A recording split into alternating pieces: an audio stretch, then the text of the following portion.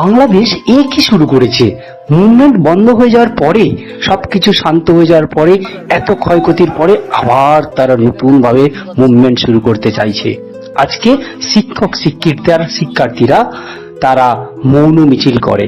আর যদি মৌন মিছিলই করতে হয় তাহলে মুখে কালো কাপড় দিয়ে শোক প্রকাশ করে মৌন মিছিল করা উচিত ছিল। তার বিনিময়ে তারা কি করলো? লাল কাপড় বেঁধে মৌন মিছিল শুরু করেছে।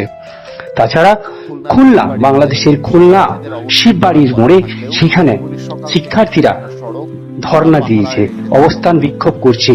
সেই অবস্থান বিক্ষোভ পুলিশ তাদের 10 মিনিট সময় দিয়েছিল, কিন্তু তারা সেই পুলিশের বেঁধে দেওয়ার সময় না মেনে অনেকক্ষণ ধরে চালিয়ে গেছে অবস্থান বিক্ষোভ।